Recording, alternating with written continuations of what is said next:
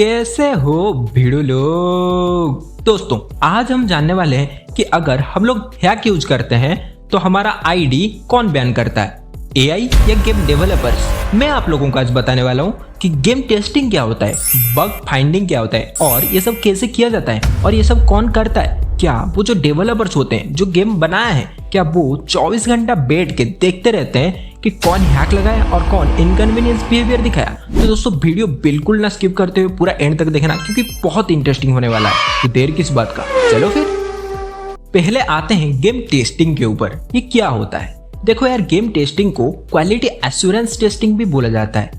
ये एक प्रोसेस होता है जिसमें गेम को वेरियस वेज में खेला जाता है, ये इंश्योर करने के लिए कि गेम ठीक से फंक्शन कर रहा है कि नहीं और एरर फ्री है कि नहीं, और डेवलपर्स कुछ क्वालिटी स्टैंडर्ड सेट किए हैं, गेम वो वाला क्वालिटी स्टैंडर्ड तक एक्चुअल में पहुंच पा रहा है कि नहीं।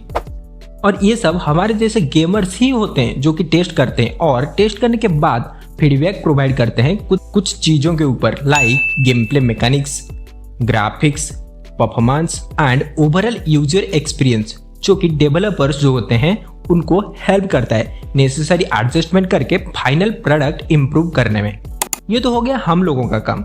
अब एआई कैसे इसमें हेल्प करता है? देखो यार, गेम में bugs, glitches and other issues identify करना एआई का काम है और एआई गेम रिलीज होने से पहले ही ये सब आइडेंटिफाई कर लेता है। अब आते हैं what is bug testing. Bug testing का मतलब बग डिटेक्ट करना, गेम में कुछ डिफेक्ट्स और इश्यूज हो गया ये सब आइडेंटिफाई करना। इसका कुछ मेथड्स भी होते हैं जैसे कि manual testing, automated testing, static analysis, dynamic analysis, ऐसे बहुत सारे मेथड्स होते हैं। तो दोस्तों देखा जाए तो एआई को बहुत मात्रा में यूज किया जा रहा है game testing and bug finding के लिए। देखो यार, इंसान 24 घंटा बैठ के ये नहीं देखेगा कि कौन क्या कर रहा है, तो वो एआई को पूरी तरीके से इसमें यूज करता है। कैसे यूज करता है मैं आपको बताते हुए चलता हूँ, ध्यान से सुन लेना बस। पहले आते हैं ऑटोमेटेड प्ले टेस्टिंग के ऊपर।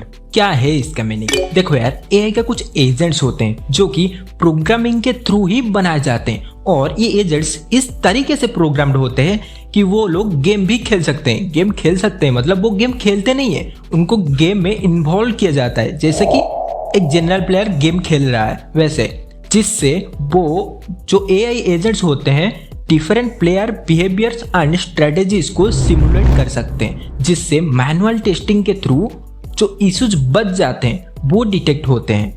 देखो यार, मैनुअल टेस्टिंग मतलब डेवलपर्स अपना 100% ट्राई करके बग फाइंड करेगा, लेकिन क्या कर सकते हैं, आखिर वो इंसान ही तो है तो गलती तो होगा ही, इसलिए automated play testing using AI किया जाता है। अब आते हैं बिहेवियर एनालिसिस के ऊपर।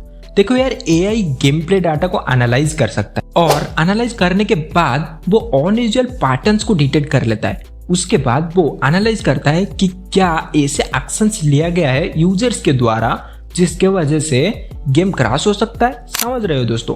वो जो यूजर्स होता है वो अनवांटेड एक्शंस क्यों लेगा, ऐसे क्या वजह हो सकती है और ऐसे क्या प्रॉब्लम्स उसको क्रिएट हो गई जिसके वजह से वो मजबूर हो गया अनवांटेड एक्शन लेने के लिए।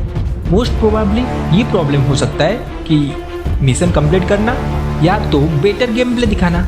और आप लोग देखे होंगे बहुत थर्ड पार्टीज होते हैं जिनके पास हर एक दुविधा का हल होता है। अगर आप उन तक पहुंच गए तो वो आपको वो वाला सोल्यूशन जो कि आपका प्रॉब्लम आ रहा था वो वाला सोल्यूशन आपको प्रोवाइड कर देते हैं, जिसके बदले आप लोग कुछ पैसा उनको दे देते हैं और आप लोगों के पास सोल्यूशन आने के बाद आप लोग वो वाला सोल्यूशन को गेम में प्रयोग कर देते हो और करने के बाद आपको बहुत मजा आता है क्योंकि आपका प्रॉब्लम झट से सॉल्व हो गया।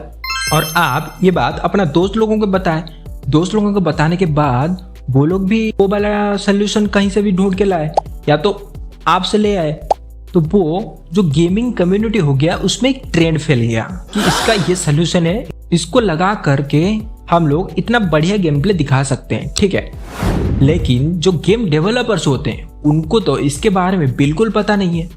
उनको कैसे पता लगता है? उनको एआई अलर्ट करवाता है वो वाला ट्रेंड को आइडेंटिफाई करके। अब आते हैं रिग्रेशन टेस्टिंग के ऊपर। दोस्तों, एआई रिग्रेशन टेस्ट ऑटोमेट करता है, मतलब स्वचालित करता है, ये सुनिश्चित करने के लिए कि जो नया अपडेट और फीचर्स आने वाला है गेम में वो न्यू बॉक्स तो इंट्रोड्यूस नहीं कर देगा। मतलब गेम में अपडेट्स तो आते रहते हैं, तो अगर किसी अपडेट के थ्रू नया बग इंट्रोड्यूस हो गया तो गेमर्स लोगों को बहुत दिक्कत होगी। इसी की वजह से वो वाला अपडेट आने से पहले ही चेक किया जाता है। कैसे चेक किया जाता है? जो टेस्ट पिछला बार किया गया होगा उसको दोहराया जाता है और कंपेयर किया जाता है कि जो रिजल्ट्स है वो एक्सपेक्टेड रिजल्ट्स के बराबर है या उससे ज्यादा है या कम है। इसी तरीके से एआई रिग्रेशन टेस्ट करता है। अब आते हैं पाथ फाइंडिंग एंड नेविगेशन के ऊपर। इसमें AI in game navigation and path finding algorithms को टेस्ट करता है और टेस्ट करने के बाद ये देखता है कि क्या जो इन गेम कैरेक्टर्स हैं और ऑब्जेक्ट्स हैं वो सही से मूवमेंट कर रहे हैं कि नहीं, और जो गेम का जो एनवायरनमेंट सेट किया गया है इंटरैक्ट करने के लिए उसको फॉलो कर रहे हैं कि नहीं। आप लोग देखे होंगे कि गेम में हैकर्स आ जाते हैं, वो अलग अलग लेवल का हैकर्स आ जाते हैं और अलग अलग लेवल का मूवमेंट भी लेके आते हैं। ऐसे मूवमेंट लेके आते हैं मतलब जमीन में घुस के या तो आसमान में उड़ते हुए वो भी फायरिंग कर सकते हैं। तो उसको किस तरीके से ठीक किया जा सकता है एआई इस वे में टेस्ट करता है। अब आते हैं बग डिटेक्शन एंड क्लासिफिकेशन के ऊपर। मार्केट में एक तरीके का इश्यूज तो नहीं रहता है, इश्यूज तो डिफरेंट टाइप्स का रहता है। तो एआई को इस वे में प्रोग्राम किया जाता है कि वो हिस्टोरिकल बग डाटा से सीख कर रिकॉग्नाइज कर सके डिफरेंट टाइप्स ऑफ बग्स, जो कि डेवलपर्स को हेल्प करता है क्लासिफाई करने में और प्रायोरिटी इशू में भी मदद करता है। देखो यार, आप लोग सोच रहे होंगे कि एआई हिस्टोरिकल बग डाटा से सीख कर कैसे ये सब कर लेता है। देखो यार, एआई पहले हिस्टोरिकल बग डाटा देखता है और अभी वाला बग डाटा देखता है, फिर वो दो लिस्ट बनाता है, एक है पुराना वाला एक है नया वाला। पुराने वाले में वो सब स्टोर करता है जो कि पहले भी आ चुका है और अभी भी आ रहा है, और नया वाला में ये सेट करता है कि जो नया नया बॉक्स डिटेक्ट हो रहे हैं तो वो लिस्ट वो डेवलपर्स को दे देते हैं। डेवलपर्स जो होते हैं पुराना वाला लिस्ट को कम प्रायोरिटी देते हैं, क्योंकि जो पुराना वाला लिस्ट है उसमें हिस्टोरिकल बग डाटा लर्न हुआ है, तो उनके पास वो वाला सोल्यूशन है, उनको ढूंढने का जरूरत ही नहीं है, तो वो वाले को वो कम प्रायोरिटी देते हैं। और जो नया वाला है वो उनको ढूंढना पड़ेगा, बहुत कुछ करना पड़ेगा, फिर जाके उसको सोल्यूशन मिलेगा, तो उसके ऊपर वो ज्यादा ध्यान देते हैं। वैसे ही बग डिटेक्शन एंड क्लासिफिकेशन के ऊपर एआई को यूज किया जाता है। अब आते हैं परफॉर्मेंस टेस्टिंग के ऊपर। इसमें क्या होता है, एआई एनालाइज करता है गेम परफॉर्मेंस मैट्रिक्स को, like frame rates and load times, जिसके वजह से वो उनका परफॉर्मेंस आइडेंटिफाई करता है। मतलब देखो यार, अगर मेरे पास 8 GB रैम का फोन है और मेरे दोस्त के पास 4 GB रैम का फोन है, तो मेरा गेम प्ले लोडिंग बहुत फास्ट होगा मेरे दोस्त के तुलना से।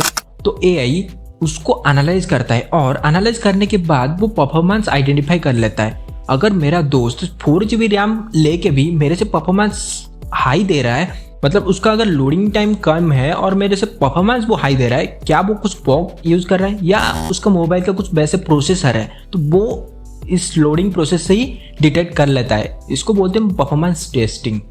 तो दोस्तों, ओवरऑली ये सारा मेथड्स केवल efficiency of the testing process को बढ़ाते नहीं है, बल्कि वो इश्यूज को भी ढूंढ के निकालता है जिन्हें मैनुअल टेस्टिंग में अनदेखा किया जाता है।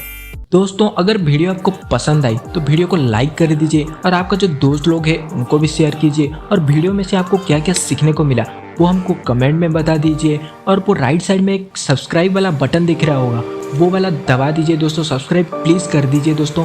मैं आपसे मिलता हूँ नेक्स्ट वीडियो में, तब तक के लिए टाटा बाय बाय।